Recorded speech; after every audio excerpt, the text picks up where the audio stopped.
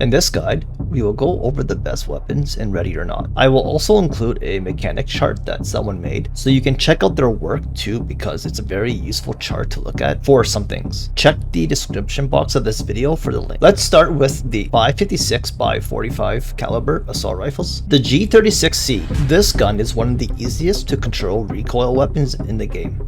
The best attachments for it consist of the SRO dot, SFMB brake, TH grip, and laser pointer. You can also switch the TH grip for the side angle grip if you want to try that attachment and see how you like it in comparison to the TH grip. I will explain what these attachments do at the end of the video. The G36's magazine size is 30 and its fire rate is 650.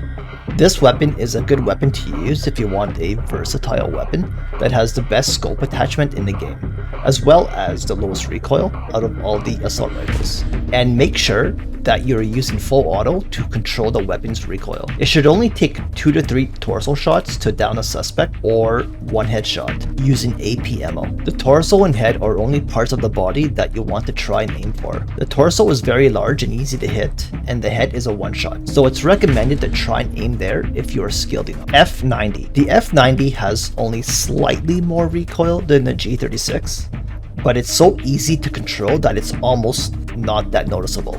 And make sure that you are using full auto to control your weapon. I recommend the exact same attachments for the F90 as I did the G36, minus the SRO dot since this gun doesn't have it available.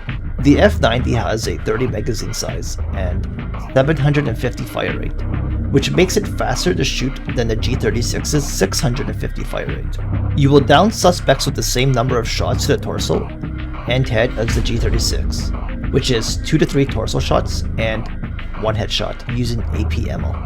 Once you get used to using the G36, you can try this weapon next to see if you like it more than the G36. MCX. The MCX is close to the same recoil as the F90, and it has the same fire rate, which is 750. You will notice the recoil in the gun is just a little high for the first shot, so make sure you are controlling your recoil with full auto. You will down suspects in 2 to 3 torso shots or 1 headshot using AP ammo. The attachments for the gun are the same as the other 2 guns showcased thus far, minus the SRO dot, because just like the F90, this gun also doesn't have access to that scope.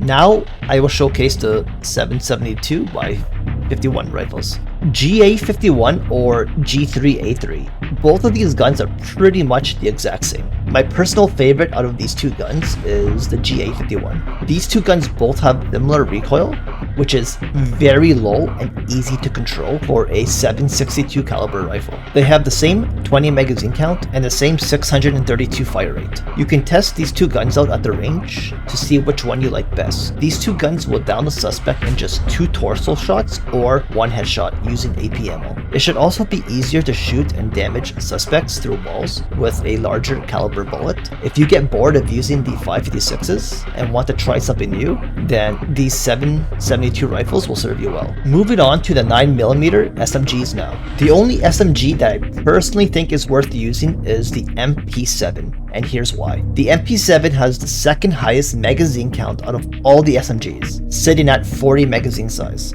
The only other SMG to have a higher magazine count than the MP7 is the P90, which has a 50 magazine count, but that gun has worse recoil than the MP7, and that's one reason why the MP7 is the perfect gun. The MP7 has very easy to control recoil, 40 magazine size, and 1000 fire rate. This gun is perfect in almost every way possible, at least when it comes to SMGs. I sometimes use this gun for fun because it's a very fun gun to use. The downside to using a SMG is that it will take 1 extra bullet to down a suspect in the torso compared to the 556 or 7.62 rifles. So you can expect at least 3 shots to down a suspect in the torso. But the plus side is that headshots are always 1-shot kills. If you get bored of using assault rifles, give this gun a chance sometime. You might even end up liking it more than the assault rifles. Now we will talk about the shotguns. The M1014 and the B1301 are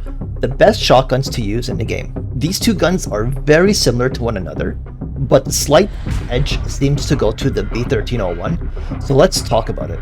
The B1301 has a magazine size of 8 and a fire rate of 340, which is 10 more than the M1014. The shotgun build is the SRO dot, 12GA brake, and laser pointer. The reason you want to use the 12GA brake is because of the extra recoil control, and that seems to matter more than the spread choke spread change. But feel free to play around with both attachments to see if you end up liking the spread choke more. Now we will discuss the best pistol in the game. The Fiveseven has little to no recoil, has a 20 magazine size, which is the highest magazine count out of all the pistols, and a 480 fire rate. These are the attachments for the pistol. Since the Fiveseven has little to no recoil, this means that you can use the laser attachment for extremely accurate and easy to pull off headshots.